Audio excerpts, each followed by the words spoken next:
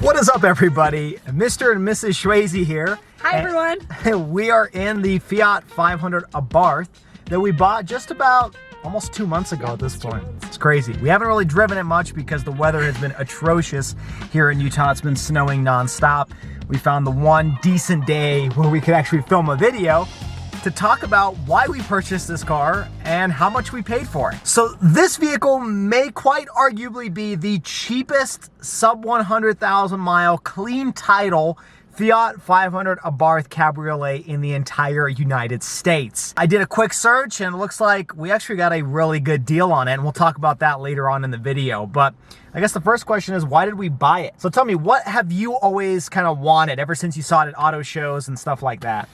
So I've always wanted a little Mini Cooper. I just think they're really cute. I love that they're a little bit rounded, just small, fun, quick little cars to drive. Something you can kind of just, maneuver really easily. Fun to drive. Like a go-kart. Yeah, exactly. And I've always wanted a manual transmission car. I mean, I've never owned one. I've driven some in the past, not great at it.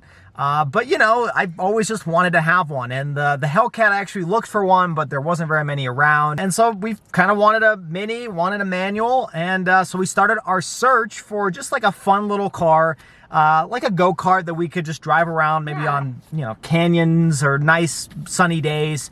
And so we started our search. Yeah, and we also ideally wanted a little convertible top too. We thought that would be a lot of fun, especially like you mentioned, driving up canyons, getting to enjoy the nice weather, enjoy all of the trees. So yeah, it's like an added benefit to have a convertible. Yes. It wasn't exactly what we had to have, but the fact that the one we got ended up being pretty much a convertible was just an added benefit. It was. So our ideal price range was something under $10,000, right? I mean, that's still a lot of money, but in today's day and age, $10,000 can't really buy you much in the used car world.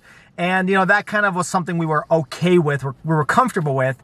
And we ideally started with a Mini Cooper, right? We started looking for those. Yeah, we really did. We started with a Mini Cooper, but one of the problems with the Mini Cooper is it's really hard to find a good used one under $10,000, I would say. Exactly. That's what we encountered when we were trying to look for it. Especially because for Mini Coupes, they're not known to be the most reliable. Now, I know we're sitting in a Fiat. That's not the most reliable either, but when you're looking at a Mini Coupe, you're probably best to look at 2013 and newer, ideally 2015 and newer. And under 10,000 is almost impossible to find. And a lot of the earlier year versions of the Mini Coupe are just really unreliable. And they're also, German cars, so they're not the cheapest to repair. And so we started looking at some, but we just couldn't really find one with like a clean title. But we also took them for test drives, and all of the ones we were looking at that were closer to our price range, not even under the 10,000, they just didn't drive right. Like, you could tell something was wrong. Like, one of them, you could tell there was already transmission issues with it. Another one was just, it was so beat up. There were scratches and dents everywhere. Like, it had to have been in an accident, even though they claimed that it wasn't. Exactly, yeah. There was panels that were mismatching. Yeah. When you're driving, you could just hear there's like this shudder in the back. It just felt like it was really worn out. The buttons on the steering wheel were just completely whited out because the fingers had been rubbing on those buttons so much that you couldn't even tell what button you were clicking. So, I mean, you sit in the car and you're already thinking this is going to be probably at least a couple grand in repairs just to get it to normal. Yeah. And that's not even understanding all the other issues that are hidden, underneath the vehicle or anything like that. So we kind of got a little disappointed when, we couldn't find a Mini that was in decent shape. It made me a little bit nervous on if we were actually going to find something in the price range we wanted, because all of them were just not in great shape. Yeah, they were just really trash. And then I was listening to a podcast, shout out to TFL podcast, I think Talking Cars, and they had just brought up on the podcast about a Fiat 500 Abarth. And this is a car that I kind of forgot about. I remember when it came out brand new, I remember seeing some, driving around and just hearing the exhaust because it has no muffler. It's really attractive. You kind of hear it. It's a silly looking car, but it's something that I remember seeing but just kind of completely forgot about. And so I decided, maybe we do a search for a Fiat 500 Abarth, specifically the Abarth, because that's the more powerful version, and maybe we'll find something. And lo and behold, we have our local classifieds website, and a Fiat 500 Abarth popped up for under $10,000. So we thought, maybe we'll take a Saturday and go and take a look at it and just see. We weren't really ready to commit and buy one because we've never really sat in one. Even at car shows, we've sat in Minis before. Yeah. But never in a Fiat. No. And so we thought we'd go take a look at it.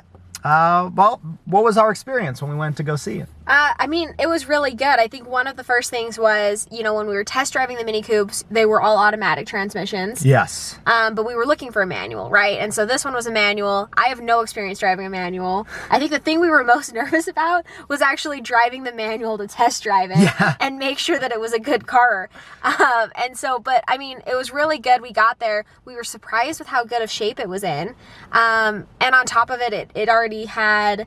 What else did it have? It came with the car cover, which is important to us. So, you know, we got pretty bad winters and rain and everything. And we don't have a place to park it under a carport. Yeah, exactly. So, like, that was kind of nice that they already had that. It was unopened, too. They had never used it before. You know, pretty low miles considering the year. It was 65,000 or so miles. So, I mean, that's not that many miles. For a Fiat, maybe it is. But not that many miles considering the Minis we were looking at were over 100,000 miles. Yes, easily. And then this one also had a tune, which wasn't really necessarily wanted, but it also wasn't heavily modified. A lot of the Fiat 500s out there are heavily modified, and we just didn't want to go down that route. There were ones without like rear seats and stuff, and we want to use the rear seats if necessary, but it's just, I don't know, we don't want something that's been like heavily changed, because then you open the door to a lot of other issues.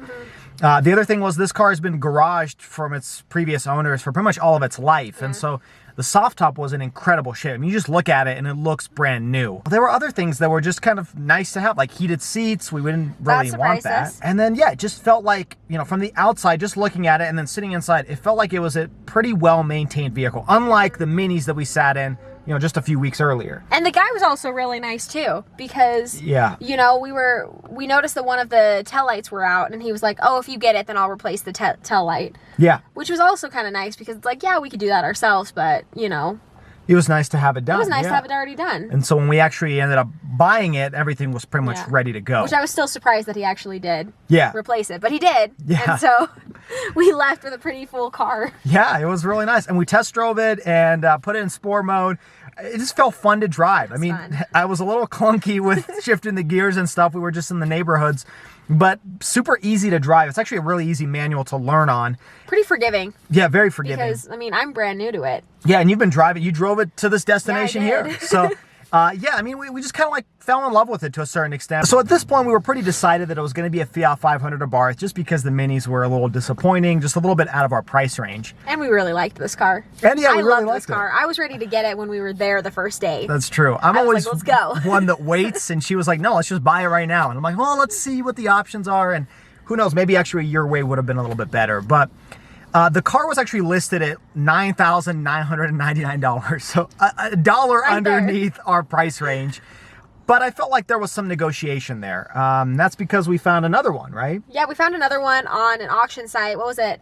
Was it Bring a Trailer or? I think it was Cars and Bids. Cars and Bids. And you had seen it. It was not a convertible, had higher miles, but it was at that point in the auction, I think going for like $6,500. Yeah, with like 2 or 3 days left. 2 or 3 days left. So we're like, well, maybe there's a little bit of negotiation we can do. And so while we were there, test driving it, when we came back from our test drive, you had asked him, are you negotiable on the price? And that's kind of when you kind of took it from there.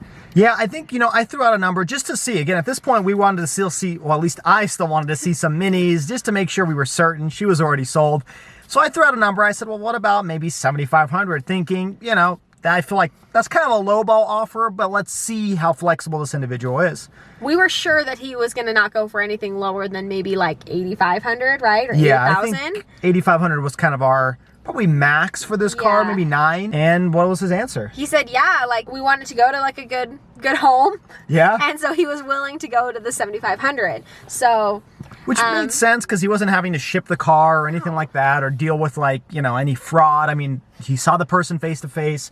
So, I mean, for that ease of like transaction, I think it makes sense. Definitely. Well, at that point, I was like, okay, I'm still not sold, right? Let's go check out some cars. After we checked out some Minis, we didn't like them. We decided, let's do it. Yes. And so, kind of a long story short, we ended up settling at, what was the price? $7,800. Yeah.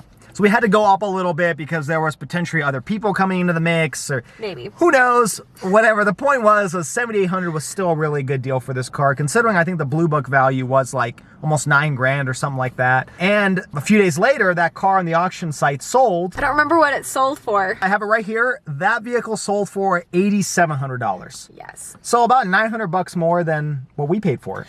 And we also didn't have to pay for shipping because that one was out of state. And we got a cabriolet and lower mileage. Yeah. So I think we actually got a pretty decent deal on this vehicle. I'm pretty proud of the deal we got. I was really surprised. When he went in really low, I was shocked. Yeah.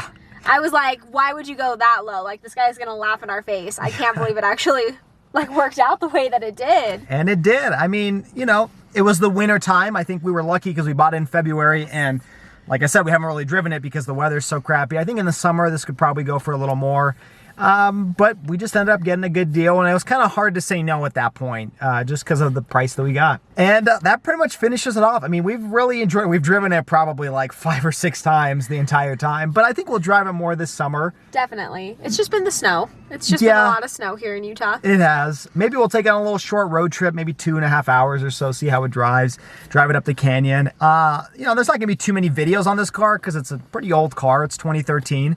But, you know, it's been a fun thing to kind of learn something new. You've been driving a manual. You've done a great job. Always wanted to learn how to drive a manual, and I feel less bad when it's our car. Yes. I'm not learning on someone else's car. We're not roasting the clutch on somebody else's vehicle. Just ours. It's fine. But it's been great. So hopefully you guys enjoyed today's video. Let us know what questions you may have down in the comments below. And thanks so much for watching. If this is your first time stopping by, make sure you hit that like button and subscribe to the channel for all of the weekly videos. Everything from Fiat 500 Abarths to Challenger Hellcats and Ford Broncos. And as always, everybody, I hope you stay schwazy, stay healthy. Have a wonderful day. Bye. See ya.